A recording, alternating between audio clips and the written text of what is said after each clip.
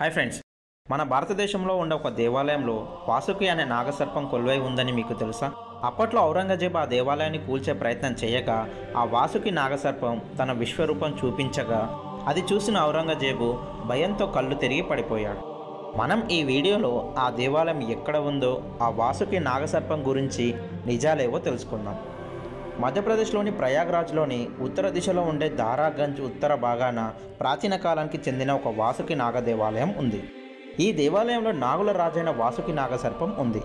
ప్రయాగ్రాజ్కు తీర్థయాత్రకు వెళితే ఆ నాగవాసుకు దేవాలయాన్ని సందర్శించుకుంటే వారి తీర్థయాత్ర పూర్తవ్వదు. ఈ దేవాలయంలో శేషనాగు, వాసుకినాగు సర్పాల విగ్రహాలు ఉన్నాయి. ధేండియా, బడా ఇత్వార్, నాగపంచముకు లక్షల సంఖ్యలో భక్తులు ఈ దేవాలయాన్ని సందర్శిస్తారు. ఈ దేవాలయ నిర్మాణం గురించి పురాణాల్లో కూడా ఉంది. పౌరాణిక గ్రంథాల ప్రకారం ఎవరికైనా కాలసర్పదోషం ఉంటే ఈ దేవాలయాన్ని సందర్శించి పూజలు చేసుకుంటే ఆ దోషం తొలగిపోతుంది. ఇక శ్రావణ మాసం వచ్చిందంటే చాలు ఈ నాగవాసుకి దేవాలయంలో రుద్రాభిషేకం, మహాభిషేకాలతో పాటు ఎన్నో రకాల శాంతి పూజలు జరుగుతాయి. ఇక దేవాలయం భక్తులతో చాలా రద్దీగా ఉంటుంది. మొఘలుల కాలంలో హిందూ ధర్మాలకు చెందిన ఆనవాళ్లను అంతం చేసే ప్రయత్నంలో ఈ నాగవాసుకు దేవాలయం కూల్చే ప్రయత్నం కూడా జరిగింది. అయితే మొఘలుల సైన్యం ఆ దేవాలయాన్ని కూల్చడంలో విఫలమయ్యారు అనే వార్త మొఘల్ రాజు ఔరంగజేబుకు తెలిసింది. దీంతో ప్రయాగ్రాజ్కు వచ్చిన ఔరంగజేబు తానే స్వయంగా దేవాలయం కూల్చే ప్రయత్నం చేశాడు. ఆ దేవాలయం పూజారి ఏం చెప్పాడంటే, ఔరంగజేబ్ ఈ నాగవాసుకి దేవాలయం కూల్చే అందుకు తన ఖడ్గం బయటకు తీయగా ఆ దేవాలయంలో ఉండే వాసుకి నాగసర్పం తన విశ్వరూపం చూపించిందంట. ఆ భయంకరమైన ఆకారం చూసిన ఔరంగజేబ్ భయంతో కళ్ళు తిరిగి నేలపై పడిపోయాడు. అయితే ఈ ప్రాంతంలో నాగవాసుకి సర్పం ఎలా వచ్చింది, ఆ ప్రాంతంలోని నాగవాసుకి సర్ప దేవాలయం ఎందుకు నిర్మించారనే విషయాలను తెలుసుకుందాం.